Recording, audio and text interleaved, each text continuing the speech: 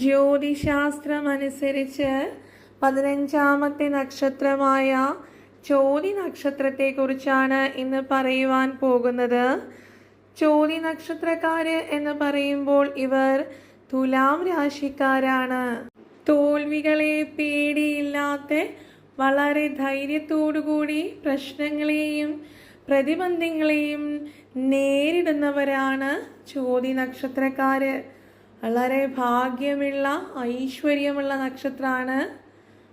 കലാനൈപുണ്യമുള്ളവരായിരിക്കും ഇക്കൂട്ടര്. ഒരു കാര്യം ഏറ്റെടുത്താൽ അർപ്പണബോധത്തോടുകൂടി അതിനെ പൂർത്തീകരിക്കുക എന്നുള്ളത് ഇക്കൂട്ടരുടെ പ്രത്യേകതയാണ്. ഒരല്പമൊക്കെ നിർബന്ധ ബുദ്ധിയുള്ളവരാണ് എങ്കിൽ കൂടി സത്യസന്ധരാണ്. സത്യസന്ധത ഏതൊരു കാരണത്തിലും ഏത് പ്രതിബന്ധത്തിലും കൈവിടാത്തവരാണ്. വളരെ നിർബന്ധമാണ് ഇക്കൂട്ടർക്ക് സത്യസന്ധത പാലിക്കുക എന്നുള്ളത്.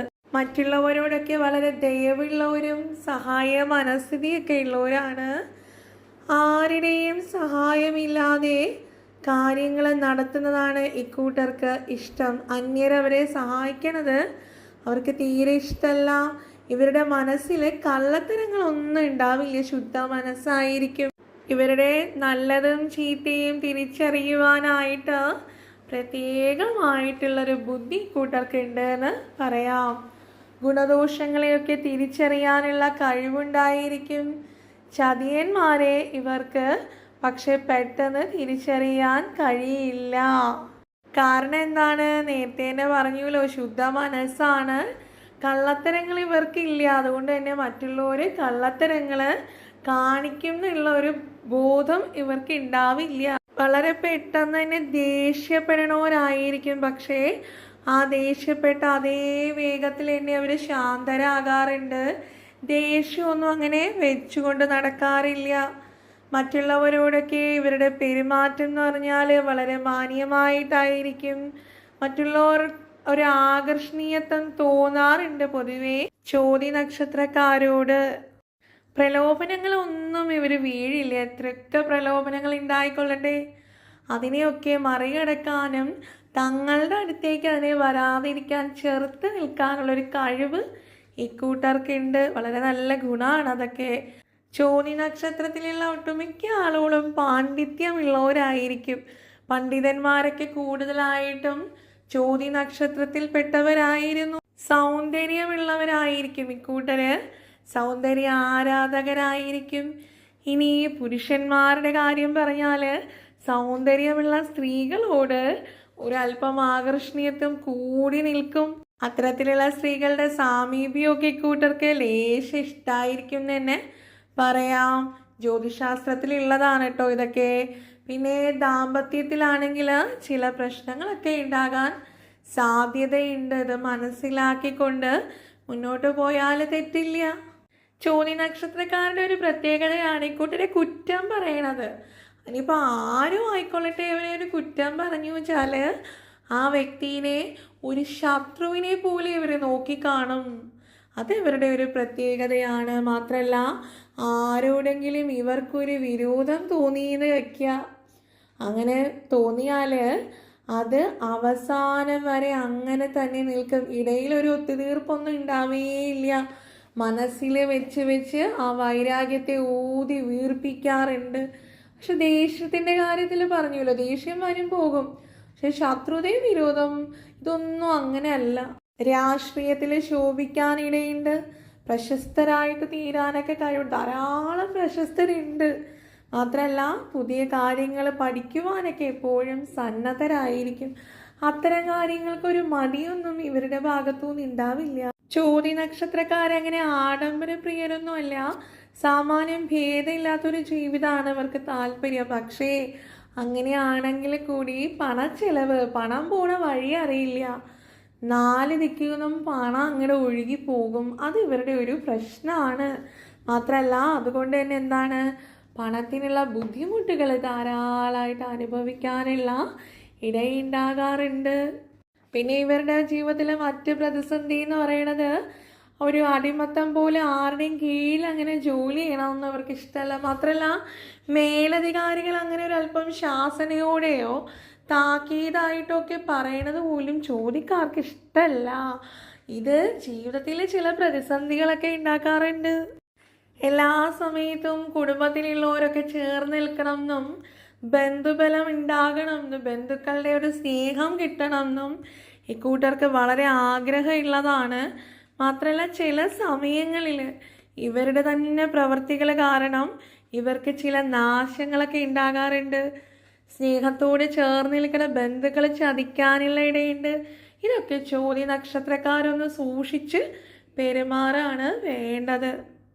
അറിഞ്ഞും കണ്ടുമൊക്കെ ആളുകളെ കൂടെ നിർത്തിയാൽ നന്ന്. ചോതി നക്ഷത്രത്തിൻ്റെ പ്രതികൂല നക്ഷത്രങ്ങളാണ് കാർത്തിക നക്ഷത്രത്തിൻ്റെ ഇടവരാശി, രോഹിണി, മകയിരം നക്ഷത്രത്തിൻ്റെ ഇടവരാശി എന്ന് പറയണത്. ഇതുകൂടാതെ അനിഴം, മൂലം, ഉത്രാടം എന്നീ നക്ഷത്രങ്ങൾ ചോതി നക്ഷത്രക്കാരുടെ മൂവഞ്ചേഴാം നാളാകിയാൽ ഈ നക്ഷത്രക്കാരുമായിട്ടും യാതൊരു തരത്തിലുള്ള സാമ്പത്തികമായിട്ടുള്ള ഇടപാടുകളോ ബിസിനസ്സുകളോ മറ്റ് ശുഭകരമായിട്ടുള്ള ബന്ധങ്ങളോ ഒന്നും നന്നല്ല. വിവാഹം പോലുള്ള കാര്യങ്ങൾ ഇക്കൂട്ടരുമായിട്ടൊന്നും ചിന്തിക്കുകയേ വേണ്ട, നന്നാവില്ല. അത് മാത്രമല്ല ആ ഒരു ബന്ധം ഉണ്ടാക്കാണ്ട് മാറി നിൽക്കുന്നതാണ് വളരെ ഉത്തമം. ഇതുകൂടാതെ ഈ നക്ഷത്രങ്ങളൊക്കെ വരുന്ന ദിനങ്ങളും നിങ്ങൾക്ക് അത്രയും നന്നാവില്ല. ഈ നക്ഷത്രങ്ങൾ വരുന്ന ദിനങ്ങളിൽ ജീവിതത്തിലെ പ്രധാനപ്പെട്ട കാര്യങ്ങൾ ചെയ്താൽ അത് അത്രയ്ക്ക് അങ്ങോട്ട് ഗുണം ഉണ്ടാകണം എന്നില്ല. ഇനി ചോതി നക്ഷത്രത്തിൻ്റെ അനുകൂലമായിട്ടുള്ള നക്ഷത്രങ്ങളാണ് ചോതി, ചതയം, തിരുവാതിര എന്നീ നക്ഷത്രങ്ങൾ.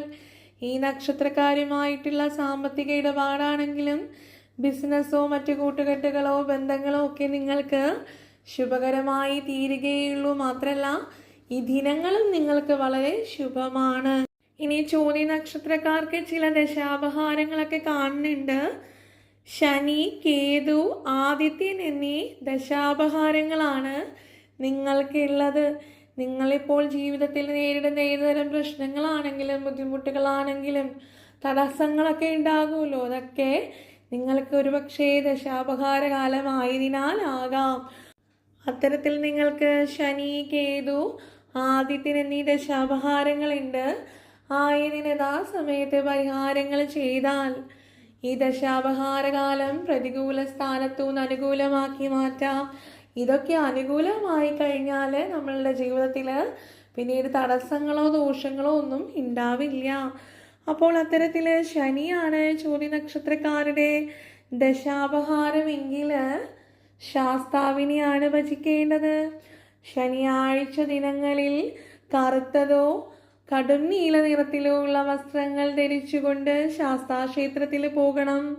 അവിടെ ശാസ്താവിനെ മനസ്സുരുക്കി പ്രാർത്ഥിക്കുക. കൂടാതെ നീരാഞ്ജനം കഴിപ്പിക്കുക. ഈ നീരാഞ്ജനം കഴിപ്പിക്കാൻ കൊടുത്തിട്ട് തിരികെ വരരുത്. അവിടെ നിന്ന് അത് പൂർണ്ണമാക്കിയ ശേഷം തിരികെ വരിക. ഇത് അത്യുത്തമമായിട്ടുള്ള കാര്യമാണ്. ശനി നിങ്ങൾക്ക് അനുകൂല സ്ഥാനത്തേക്ക് മാറാൻ ശാസ്താവ് വിചാരിച്ചാലേ നടക്കുള്ളൂ. ഇനി കേതുവാണ് നിങ്ങൾക്ക് ദശാപഹാരമായിട്ടുള്ളത് എന്നുണ്ടെങ്കിൽ ഗണപതി ഭഗവാനെ വിളിച്ചിട്ടേ കാര്യമുള്ളൂ. വിഘ്നേശ്വരനെ മനസ്സുരുക്കി പ്രാർത്ഥിക്കുക. തൊട്ടടുത്തുള്ള ക്ഷേത്രത്തിൽ പോയി വിഘ്നേശ്വരന് വേണ്ടുന്ന വഴിപാടുകൾ പറ്റുമെങ്കിൽ നാളികേരം മുടക്കിയ ഗണപതി ഭജനം അത്യുത്തമാണ്. കറുകമാലയും കൂടി സമർപ്പിച്ചുകൊണ്ട് ഭഗവാനെ പ്രാർത്ഥിക്കുക. വേറൊരു വഴിയും ഇല്ല, ചെയ്തേ പറ്റുള്ളൂ. ഇനി ഇതല്ല ചോതി നക്ഷത്രക്കാർക്ക് ആദിത്യൻ്റെ ദശാപഹാരാണെങ്കിൽ ആദിത്യൻ അനുകൂല സ്ഥാനത്തേക്ക് എത്താൻ, അതായത് സാക്ഷാൽ സൂര്യഭഗവാന്റെ ആ തേജസ്സൊക്കെ നമുക്ക് അനുകൂലമാകണല്ലേ. പ്രതികൂലമായിട്ട് നിൽക്കണോ വെച്ചാൽ ആ ചൂടിൽ നമ്മളിങ്ങനെ കത്തിയാൽ വരും. അത് പാടില്ല. ആ തേജസ് നമുക്ക് ലഭിക്കണം. എങ്കിൽ മാത്രമാണ് ജീവിതത്തിൽ നമ്മൾക്ക് വെളിച്ചം ഉണ്ടാകുള്ളൂ. അപ്പോൾ അത്തരത്തിൽ സൂര്യഭഗവാനെ അനുകൂലമാക്കാനായിട്ട് ചെയ്യേണ്ടുന്ന കാര്യം ആദിത്യ പൊങ്കാല. ഒരു മാസത്തിലെ പൗർണമി ദിനത്തിൽ സൂര്യൻ ഉദിച്ചു വരുന്ന സമയത്ത് ഗ്രഹങ്ങളിൽ ഒരു ആദിത്യ പൊങ്കാല കഴിപ്പിച്ച് സൂര്യഭഗവാനെ സമർപ്പിച്ചാൽ അത് വളരെ ഐശ്വര്യമാണ്. നിങ്ങൾക്ക് മാത്രമല്ല നിങ്ങളുടെ കുടുംബത്തിന് മുഴുവനായിട്ടും സർവ്വ ഐശ്വര്യം ഉണ്ടാകും. ഇത് കൂടാതെ ചെയ്യേണ്ടുന്ന കാര്യമാണ് ശിവഭജനം. ശിവക്ഷേത്രത്തിൽ പോവുക, ശിവഭഗവാനെ മനസ്സുരുകി പ്രാർത്ഥിക്കുക, പറ്റുമെങ്കിൽ ഒരു ജലധാര കൂടി നടത്തുക. ഇനി ചോതി നക്ഷത്രത്തിന്റെ രാശ്യാധിപൻ എന്ന് പറയുന്നത് ശുക്രനാണ്. അപ്പോൾ അതുകൊണ്ട് തന്നെ ശുക്രനെ കൂടി പ്രീതിപ്പെടുത്തിയാൽ അത് വളരെ നല്ലതാണ്. പറ്റുന്നവരൊക്കെ ഇത് ചെയ്യുക. എന്തിനാ വെറുതെ ചെയ്യാതിരുന്നിട്ട് ദോഷങ്ങൾ മാറണം എന്നുണ്ടെങ്കിൽ നിങ്ങൾ ഇതിന് ഇറങ്ങി പുറപ്പെടുക തന്നെ വേണം. അത്തരത്തിൽ രാശ്യാധിപനെ അനുകൂലമാക്കണമെങ്കിൽ മഹാലക്ഷ്മിയെ പ്രാർത്ഥിക്കുകയാണ് വേണ്ടത്. മഹാലക്ഷ്മി ദേവിയെ ഭജിക്കണം. മഹാലക്ഷ്മി സഹസ്രനാമം ചൊല്ലിയാൽ അത്യുത്തമം. ഇത് കൂടാതെ വായുദേവനാണ് നിങ്ങളുടെ നക്ഷത്ര ദേവൻ എന്ന് പറയണത്. അപ്പോൾ വായുദേവൻ നിങ്ങളെ അനുഗ്രഹിക്കണമെങ്കിൽ ഒരു കാരണവരന്മാരെ നമ്മൾ കുടുംബങ്ങളിൽ എങ്ങനെയാണോ ബഹുമാനിക്കണത്, അത്തരത്തിൽ വായുദേവനാണ് നിങ്ങളുടെ നക്ഷത്രത്തിൻ്റെ ദേവൻ. വായു ഭഗവാനെ പ്രാർത്ഥിക്കാനുള്ള മൂലമന്ത്രമുണ്ട്. പറ്റണോര് ഒരു ദിവസത്തിൽ ഒരു 7 തവണയെങ്കിലും നിങ്ങളുടെ നക്ഷത്രത്തിൻ്റെ മൂലമന്ത്രം ചൊല്ലിക്കൊണ്ട് പ്രാർത്ഥിച്ചാൽ നക്ഷത്രദേവൻ നിങ്ങളെ കടാക്ഷിക്കുന്നതാണ്. അത്തരത്തിലെ ചോതി നക്ഷത്രക്കാരുടെ മൂലമന്ത്രമാണ് കേട്ടുകൊള്ളുക. ഓം വായവേ നമഃ. ഇതാണ് നിങ്ങളുടെ മൂലമന്ത്രം. ഈ മന്ത്രം ചൊല്ലി പ്രാർത്ഥിച്ചാൽ ഗുണാണ്. ദോഷങ്ങൾ മാറി ആഗ്രഹ സാഫല്യമുണ്ടാകും. വിദ്യാഭ്യാസപരമായിട്ടും തൊഴിൽപരമായിട്ടും സാമ്പത്തികപരമായിട്ടും മേൽഗതി ഉണ്ടാകും. നിങ്ങൾക്ക് തന്നെ ഇത് ചെയ്ത് വരണ ദിവസങ്ങളിൽ നിങ്ങൾക്ക് സ്വയം ഇത് അനുഭവപ്പെടണതാണ്. ഈ ചോതി നക്ഷത്രക്കാര് എന്ന് പറയുന്നത് ദേവഗണമാണ്. നിങ്ങളുടെ മൃഗം എന്ന് പറയുന്നത് മഹിഷമാണ്, പക്ഷിക്കാക്കയാണ്, വൃക്ഷം നീർമരുതാണ്. അപ്പോൾ ഇത്രയുമൊക്കെയാണ് ചോതി നക്ഷത്രക്കാരെ കുറിച്ച് പൊതുവായിട്ട് പറയുവാനായിട്ടുള്ളത്. ഓരോ ദശാപഹാര കാലങ്ങളിലും യഥാക്രമം പരിഹാരങ്ങളൊക്കെ ചെയ്ത് ദശാപഹാരകാലങ്ങളെ അനുകൂലമാക്കുക എന്നുള്ളത് പ്രധാന കാര്യമാണ്. വിസ്മരിക്കരുത്. തടസ്സങ്ങൾ മാറാൻ ഇത് നിങ്ങൾക്ക് ഗുണം ചെയ്യും. അത്തരത്തിൽ ചെയ്ത് നോക്കി ഫലം കണ്ടാൽ തീർച്ചയായിട്ടും ഈ വീഡിയോയുടെ താഴെ കമൻറ്റിലൂടെ ഒന്ന് അറിയിക്കുക. മറ്റ് ചോതി നക്ഷത്രക്കാർക്ക് കൂടി പ്രതിസന്ധികളെ തരണം ചെയ്ത് മുന്നോട്ട് പോകാൻ അതൊരു പ്രചോദനമാകട്ടെ. അപ്പോൾ എല്ലാവരെയും ഈശ്വരൻ അനുഗ്രഹിക്കട്ടെ എന്നുള്ള പ്രാർത്ഥനയോടുകൂടി നിർത്തുന്നു. നന്ദി, നമസ്കാരം.